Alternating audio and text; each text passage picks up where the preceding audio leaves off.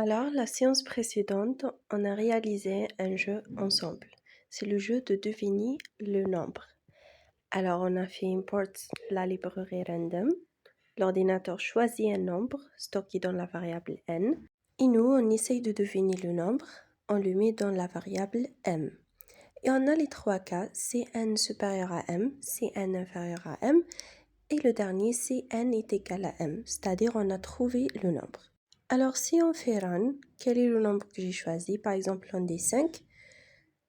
Donc, déjà, on a trouvé le nombre ici. Par exemple, on refait. Quel est le nombre que j'ai choisi? Par exemple, on va faire 6. Donc, on n'a pas trouvé le nombre. Le nombre, c'était 8. Alors, pour réessayer, on doit refaire le run. Voilà, donc à chaque fois qu'on veut réessayer, on doit refaire le run. Et ça, c'est pas évident. Ça devient pas un jeu comme ça. Alors, pour corriger ça, on a besoin des répétitions. Et les répétitions en Python, ou bien dans n'importe quel langage de programmation, ça se réalise avec les boucles, ou bien en anglais, loops.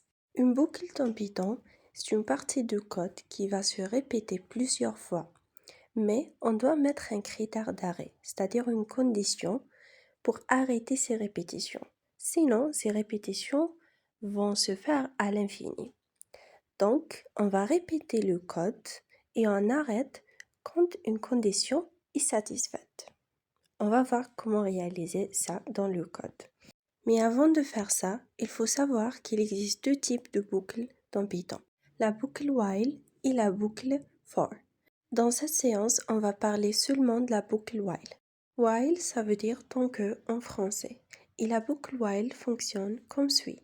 Tant que la condition est satisfaite, on va faire un tel code. Alors maintenant, on passe au code. Alors avant d'écrire une boucle, on va déterminer quelle partie du code appartient dans la boucle et quelle partie du code n'appartient pas dans la boucle. Déjà, import random et l'affectation de la variable n, ça reste dehors de la boucle, parce qu'on fait ça seulement une fois. Alors maintenant, on écrit le mot-clé while et on va déterminer quelle est la condition qui doit être satisfaite et quel code on doit faire tant que cette condition est satisfaite. Alors nous, dans ce jeu, on essaye de trouver quel est le nombre n que l'ordinateur a choisi. Donc notre but, c'est que n soit égal à m.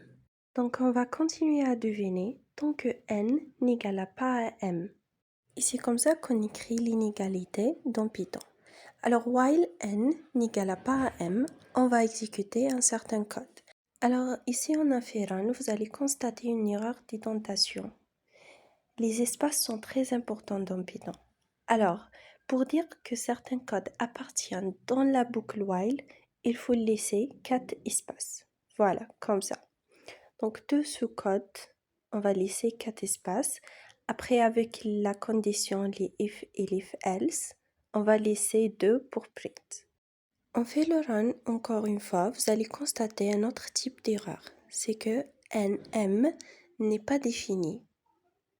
Alors ça arrive parce qu'on a écrit m dans la condition de while, alors que m, l'affectation de m, vient après son utilisation dans la condition de while. Alors pour corriger ça, on doit écrire l'affectation de m avant de commencer la boucle while. Voilà, comme ça. Alors maintenant, si je fais run, vous allez constater qu'il me pose la question quel est le nombre que j'ai choisi 2 fois. Ça arrive parce que j'ai écrit l'affectation de m une fois avant la boucle while et une fois dans la boucle while. Alors pour corriger ça, je vais prendre l'affectation de m qui est dans la boucle while et je vais la mettre à la fin de la boucle. Voilà, donc après toutes ces conditions, les if et les else. Voilà, maintenant si je fais run, vous allez constater qu'il me pose la question une seule fois. Mais maintenant on constate une deuxième erreur. L'ordinateur nous affiche c'est quoi le nombre, alors ça sert à rien de continuer à deviner. Pour corriger ça, on va aller au print, voilà, on va effacer la phrase qui nous affiche c'est quoi le nombre. Voilà. Maintenant, normalement, tout va bien fonctionner.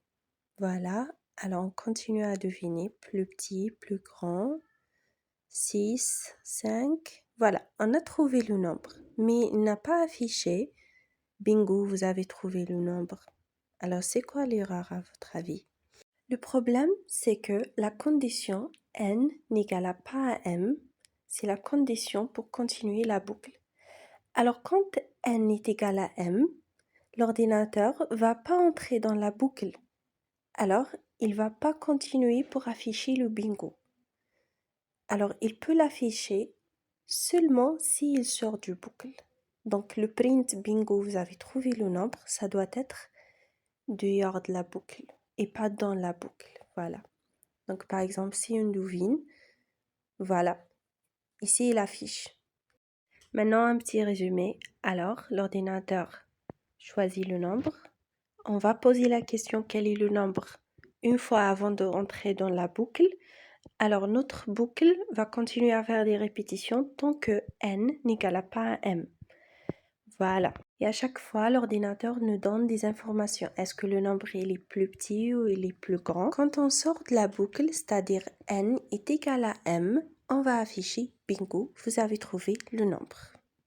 Et voilà, c'était la boucle while ou bien tant que en français. On se voit dans les prochaines séances.